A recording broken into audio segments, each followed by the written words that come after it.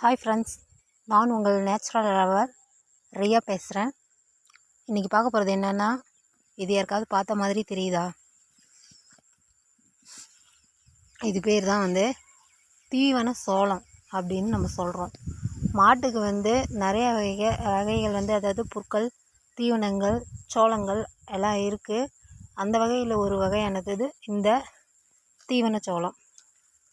இது சிறுபயிராக இருக்கும் போது இது மாதிரி இருக்கும். இந்த சிறுபயிர் அடியிலிருந்து நுனி வரை இதுபோல் இருக்கும். இந்த பயிரை அறுத்து போட்டால் மாடு ஒன்று விடாத தின்றும். இந்த பதிவு இப்போதைக்கு நம்ம எதுக்கு போடுறோன்னு சொன்னால், தயவுசெய்து கொஞ்சம் நோய் எதிர்ப்பு சக்தி இல்லாதவங்களாம் இந்த தட்டையை போட வேணாம். ஏன்னா இது சேர மாட்டுது. வயிறு வாய் ஃபுல்லாக புண்ணாயிடுது. இதுலேருந்து ஒரு புகை மாதிரி நிறையா எப்படி சொல்கிறது, அந்த அரிக்குள்ள சொனை இருக்குல்ல, அது நிறையா வருது. அதனால் செட் ஆக மாட்டேங்குது. அதனால தான் இந்த பதிவே நான் இங்கே போடுறேன். இதோட முழு பெருசாக அதாவது எப்படி இருக்கும்னா இது மாதிரி இருக்கும். பாருங்கள், பூ வச்சிருக்கு.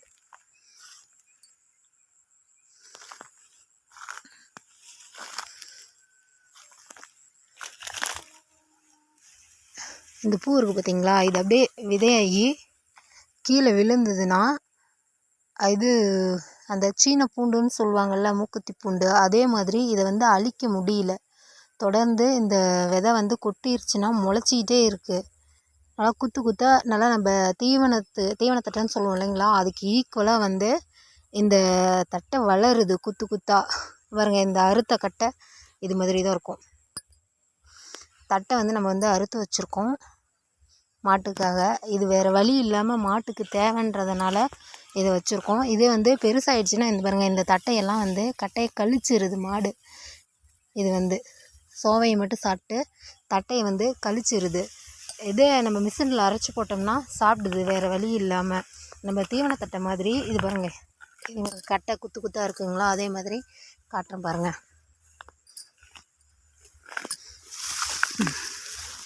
இது மாதிரி நல்லா குத்து குத்தாக நல்லா தட்டை வருது.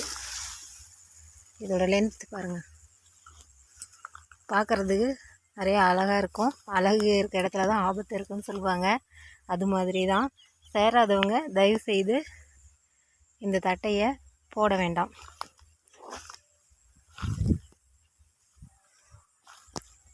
நல்லா லென்த்தாக வளர்ந்து சாஞ்சு போய் இருக்குது. இது ஃபுல்லாக சனையாக தான் இருக்குது. தீவனத்தட்டை அளவுக்கு, செஞ்சோள தட்டை அளவுக்கு இதில் அதிகமாக பால் கிடைக்குது அப்படின்னு கேட்டால் கிடையாது. தீவனத்தட்டையில் தான் சொனையாக இருந்தாலும் பால் கிடைக்குது. எல்லாத்துலேயுமே சொனை இருக்குது தான், இருந்தாலும் அதில் பால் கிடைக்குது. செஞ்சோள தட்டை போட்டால் அதுலேயும் பால் கிடைக்கும். கொஞ்சம் மாடும் நீர்க்கட்டாக இருக்கும். முடிஞ்ச அளவுக்கு இந்த பில்லாட்டம் இருக்கும் போதே அறுத்துருங்க. இது மாதிரி வளர விட்டிங்கன்னா அதை அறுக்கிறதுக்கும் கொஞ்சம் கஷ்டமாக இருக்குது. மாடும் நிறையா வீணாக்கிடுது.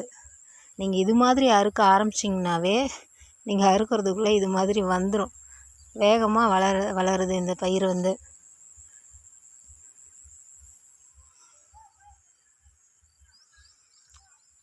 ஸோ இதை நீங்கள் தெரிஞ்சுக்கணுங்கிறதுக்காக இந்த பதிவு போட்டேன். உபயோகமாக இருந்ததுன்னா தயவுசெய்து கமெண்ட் பாக்ஸில் எனக்கு கமெண்ட் பண்ணுங்கள். மற்றும் ஒரு வேறு உபயோகமுள்ள பதிவை போடுவதும் வரை காத்திருக்கவும். நன்றி.